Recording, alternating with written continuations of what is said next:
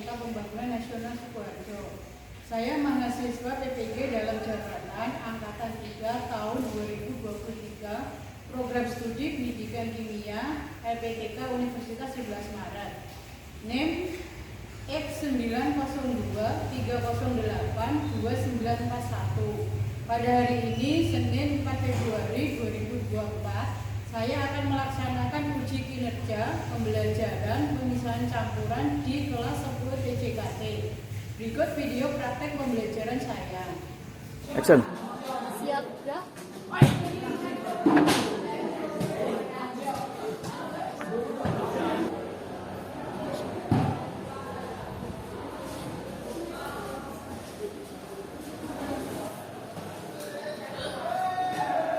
Assalamualaikum warahmatullahi wabarakatuh.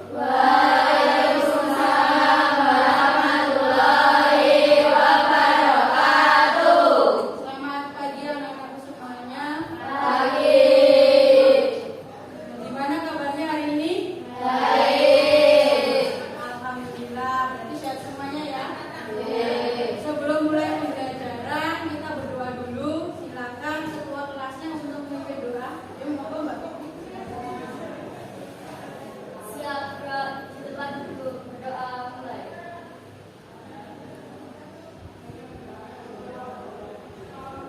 Doa selesai. Hari ini ada yang tidak masuk? Ini. Ya. Sebelum kita presentasi, saya mau cek dulu kebersihan kelasnya. Silakan kalian lihat ke bawah, di bawah kursi atau di bawah meja kalau ada sampah, silakan dibuang di luar. Sudah nggak ada ya? Udah bersih semuanya ya berarti ya? Nah, sekarang saya cek kerapian. Nah, bajunya sudah dimasukkan semuanya. Pakai pinggang. Ya. Nah, berarti sudah rapi semuanya, berarti sudah siap untuk mengikuti pembelajaran hari ini ya. Oke. Oke, saya absen dulu untuk pagi ini. Untuk kelas 10 TJKT ya.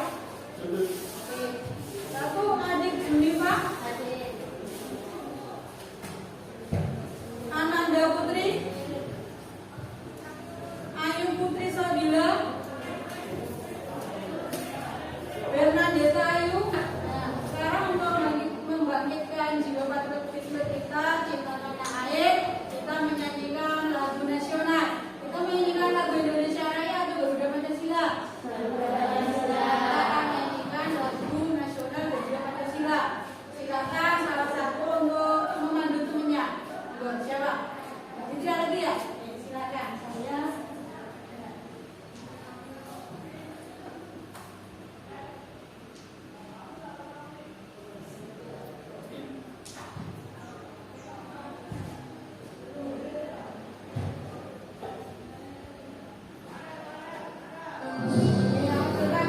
Silakan semuanya berdiri dulu.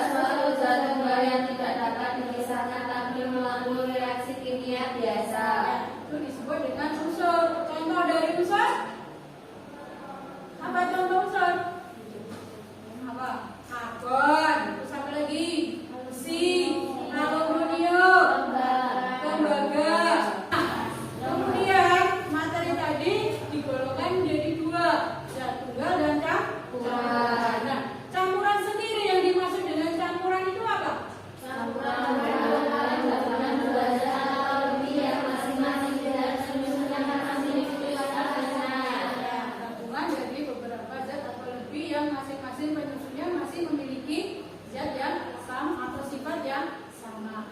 Nah, campuran sendiri digolongkan menjadi dua, yaitu campuran homogen dan campuran heterogen. Yang dimaksud dengan campuran homogen apa di sini?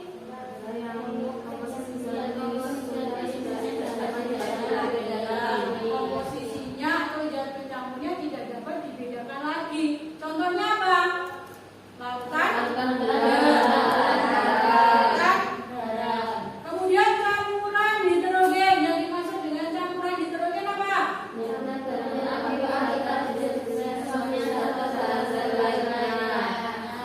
Contoh dari campuran heterogen, susu, kemudian air teh ya. Nah, apalagi campuran antara pasir dengan keriting, campuran pasir dengan beras. Itu contoh dari beberapa contoh campuran heterogen. Nah, di sini ya. Nah, untuk memisahkan apakah campuran-campuran tersebut bisa dipisahkan? Bisa. Misalnya ini ada beberapa contoh ya. Nih. Di sini ada contoh gambar. Gambar pertama ini apa? Ini adalah minuman kopi. Gambar kedua minuman coklat. Nah, sekarang kalian amati dua gambar ini. Nah, dari gambar minuman kopi, nah, apa yang kalian lihat pada dasar gelas setelah minum kopi? Biasanya apa yang kalian lihat? Ada ampas di dasarnya. Nah, bagaimana cara untuk memisahkan ampas kopi dengan air? Dengan cara penyaringan. Nah, kemudian gambar yang kedua ada minuman coklat. Nah, di sini bagaimana dengan minuman coklat? Bagaimana cara memisahkan? Dari contoh-contoh tadi, nah, sini ya, dari contoh-contoh tadi, manfaat dari pemisahan campuran. Jadi ada metode penyaringan, ada kristalisasi ya, dan kromatografi. Nah, untuk metode filtrasi itu manfaatnya bagi kehidupan kita sehari-hari atau di lingkungan kita itu bisa digunakan untuk memisahkan apa tadi. Kemudian kalau kalian ingin buka usaha sari buah ya, nah minuman itu, nah bisa dengan proses pengisahan juga. Nah, sari buahnya itu dihaluskan ya, di blender, kemudian airnya dibuatkan, nanti akan berbentuk kristal. Nah, kristalnya itu nanti kalian bisa bungkus sedikit-sedikit, bisa nanti dipasarkan menjadi peluang bisnis dan itu. Nah, kemudian temuan dari ini kita akan mempelajari yaitu tentang pemisahan campuran. Secara tidak langsung tadi sudah bersinggung ya untuk pemisahan campuran.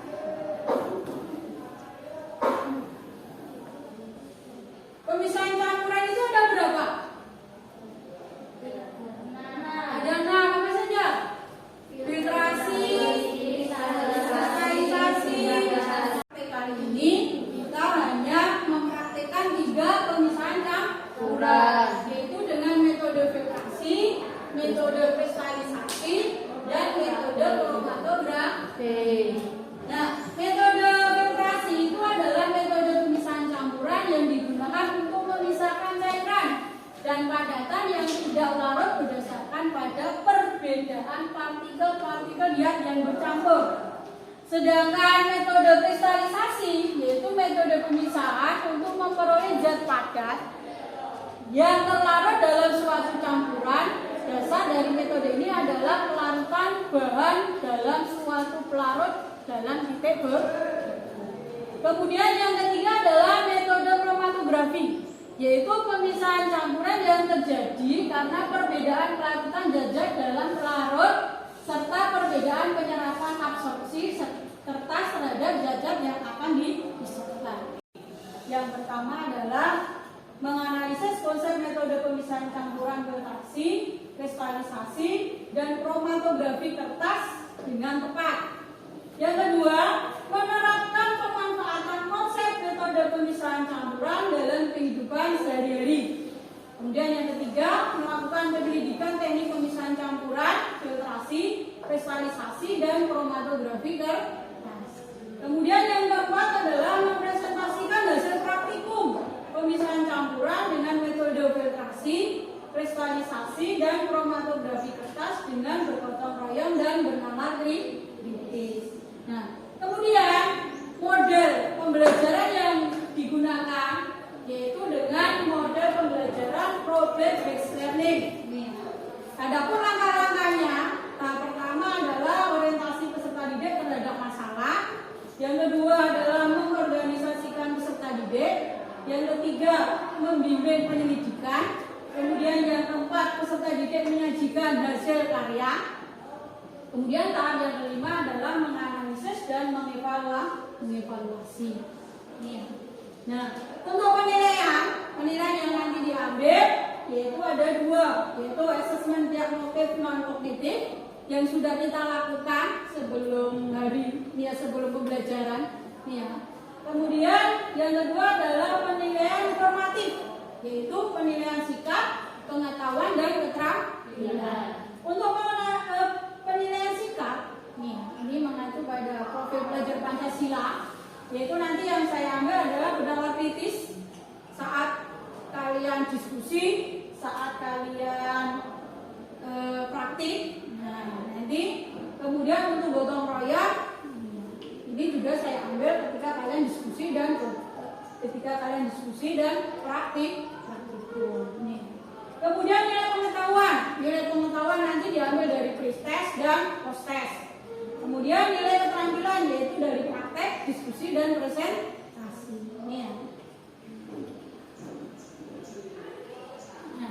Untuk mengetahui kemampuan awal siswa, kita mulai lakukan dengan pretest. Silakan HP-nya dikeluarkan semuanya.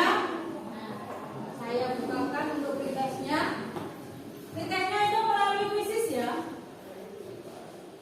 Nanti kodenya akan saya bagikan lewat WA group. Ini untuk linknya saya kirim ke WA group kelas.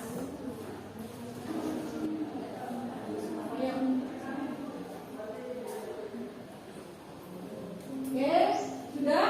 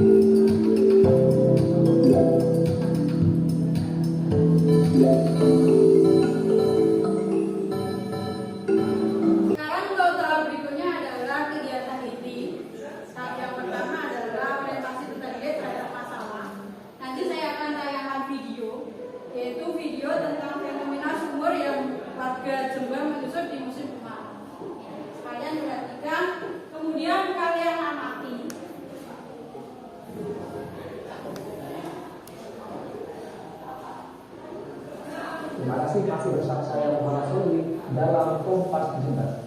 Saudara memasuki musim kemarau, puluhan senior berkeluarga kantatan Kabupaten Jember, Jawa Timur menyusut dan mengeluarkan bau tak sedap. Warga mulai kesulitan mendapatkan air bersih untuk konsumsi sehari-hari. Debit air sumur milik warga di lingkungan Cangkring, Kelurahan Patran, Kecamatan Patran, Kabupaten Jember. Oke ya, dari permasalahan dalam media pembelajaran tadi, adakah pertanyaan? Ada pertanyaan? Ya, silakan. Namanya dulu, siapa namanya? Namanya Mbak Mita dari kelompok. Silakan Mbak Mita. Bagaimana solusi untuk mengatasi permasalahan air berulang layak digunakan untuk kebutuhan sehari-hari? Ya, pertanyaan yang sangat bagus ya. Nah, di sini bagaimana solusi untuk mengatasi permasalahan air keruh agar layak digunakan untuk kebutuhan sehari-hari? Yaitu dengan cara apa?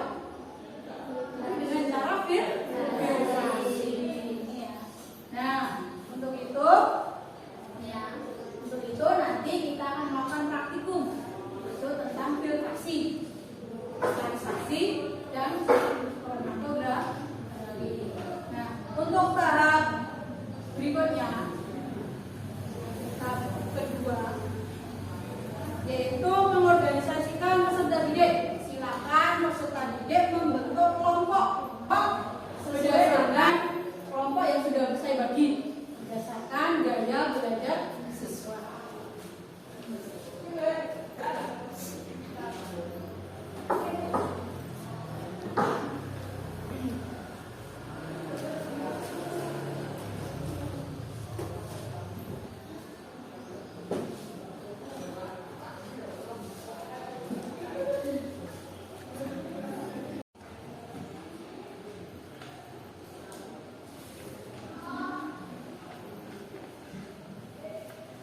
Nomor satu kelompoknya Mbak Fitria.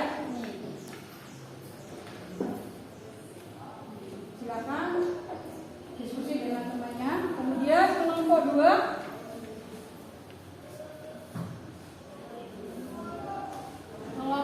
petunjuk dalam penggunaan RKPD. Ini ya, saya bacakan. Yang pertama adalah tuliskan nama anggota kelompok pada kolom yang tersedia. Kemudian yang kedua, bekerjasamalah dengan anggota kelompokmu untuk melaksanakan langkah kerja pada RKPD. Kemudian yang ketiga, mintalah bantuan guru jika mengalami kesulitan dalam memahami langkah kerja RKPD. Nah, nanti kalau kalian mengalami kesulitan dalam mengerjakan RKPD, silakan tanya sama Bu Kris. Nah, untuk tahap yang ketiga, yaitu pembimbingan penyelidikan. Saya sudah bagikan bahan ajar lewat WA Group. Silakan dibuka. Silakan dibuka bahan ajar yang saya bagikan. Nah, di situ kalian baca, kalian cermati bacaan di atas sebelum kita melaksanakan praktikum.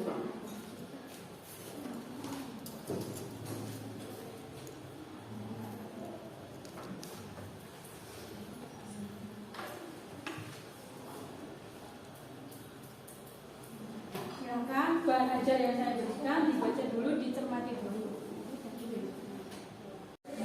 Setelah kalian mendapatkan bahan ajar, sudah kalian cermati dan kalian baca. Nah, sekarang kita langsung ke praktikum. Oke, silakan praktikumnya dimulai, bisa dimulai.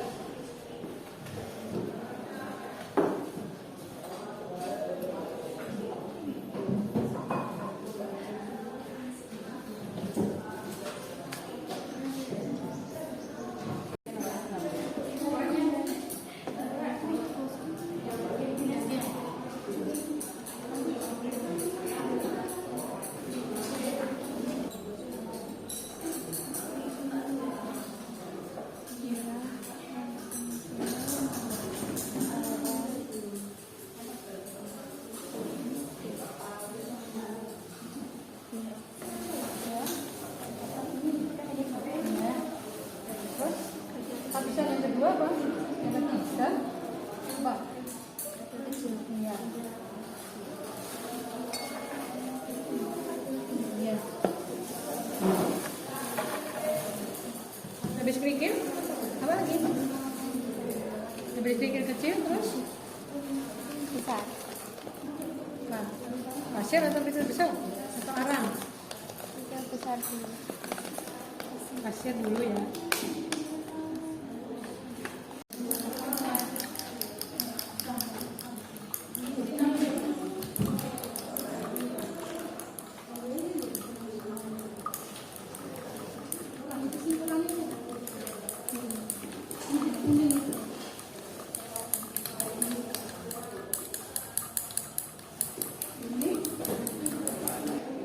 Untuk praktiknya sudah selesai semua ya? Ya. Oke, langkah selanjutnya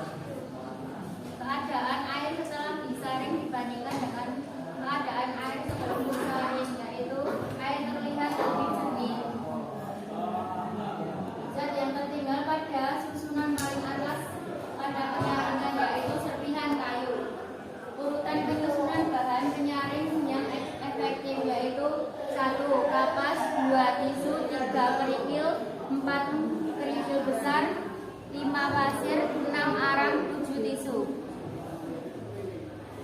Kesimpulan dari filtrasi yaitu air yang semula sangat kotor atau keruh setelah dilakukan filtrasi, air yang keruh menjadi lebih jernih. Sekian presentasi dari kami. Apakah ada yang mau ditanyakan? Oke ya, ada yang ditanyakan untuk kelompok 1 tentang filtrasi atau penjernihan air ya? Silakan, namanya siapa dulu? Bagaimana urutan bahan penyaring air yang benar? Namanya apa?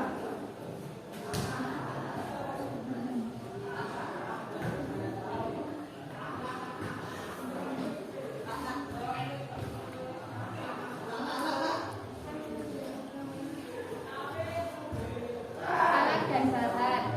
Alat gunting, cutter, sendok. Bahan botol plastik bekas ukuran 1,5 liter. Tisu, kapas, pasir, arang, batuan kerikil, sabut kelapa, air kotor.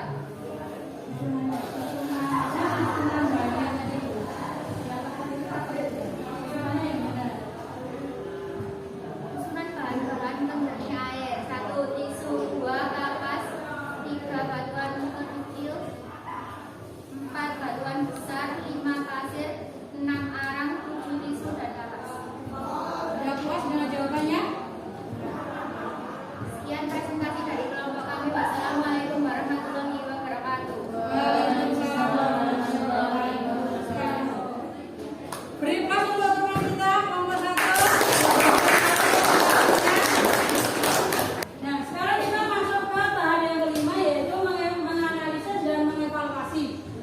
Tadi kita sudah melaksanakan diskusi dan praktikum, yaitu tentang metode pemisahan filtrasi, kemudian kristalisasi, dan kromatografi. Nah, di sini metode pemisahan campuran, metode filtrasi itu adalah metode pemisahan campuran yang digunakan untuk memisahkan cairan dan padatan yang tidak larut berdasarkan pada perbedaan ukuran partikel zat yang bercampur. Sedangkan metode kristalisasi yaitu metode pemisahan untuk memperoleh zat padat yang terlarut dalam suatu campuran.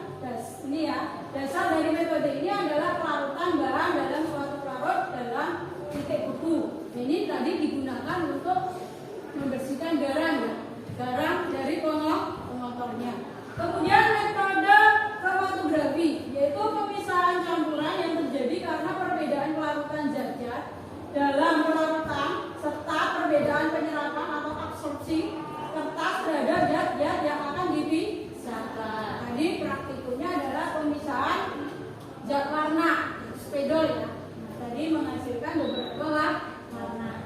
Kemudian untuk metode kristalisasi tadi digunakan untuk penjernihan air yang kotor. Nah itu ya. Nih.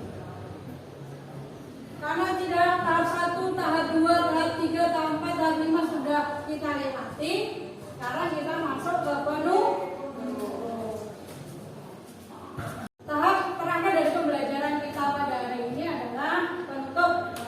Dari situ, dari praktikum, dari diskusi yang kita lakukan tadi ya, kita ambil kesimpulan. Kesimpulan apa yang kita bisa petik dari praktikum atau diskusi yang kita ambil tadi? Yang pertama apa kesimpulannya? Yang pertama,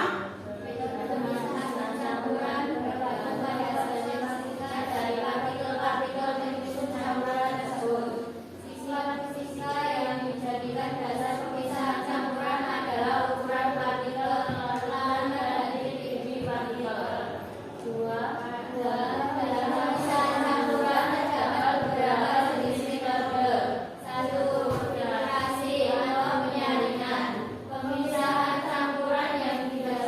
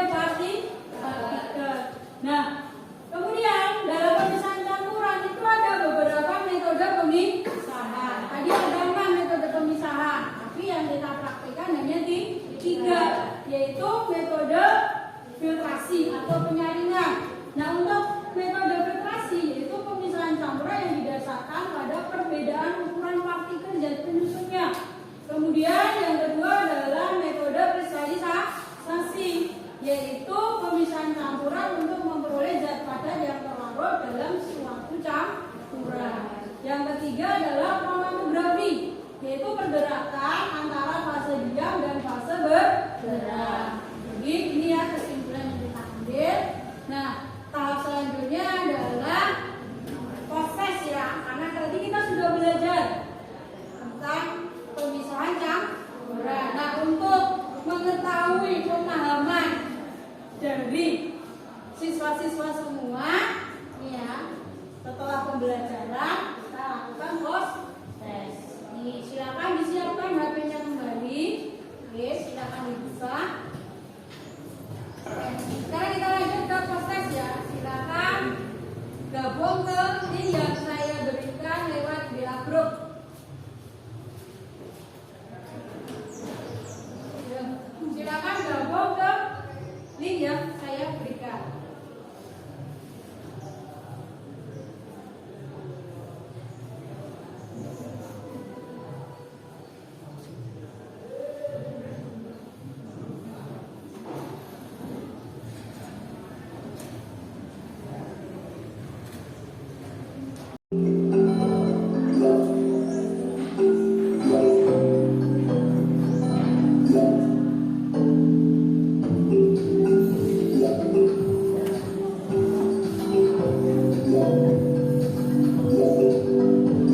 Untuk tahap selanjutnya adalah refleksi. Tadi sudah saya bagikan kertas, sekarang dijawab untuk refleksinya. Nomor 1 adalah bagaimana perasaan kalian selama pembelajaran hari ini? Apakah senang, sedih, atau marah? Boleh digambarkan dengan emotikon seperti yang ada di papan. Kemudian yang nomor 2, hal apa yang kamu dapatkan dalam pembelajaran hari ini? Hal apa? Yang ketiga adalah apakah ada kesulitan selama kegiatan pembelajaran berlangsung? Kemudian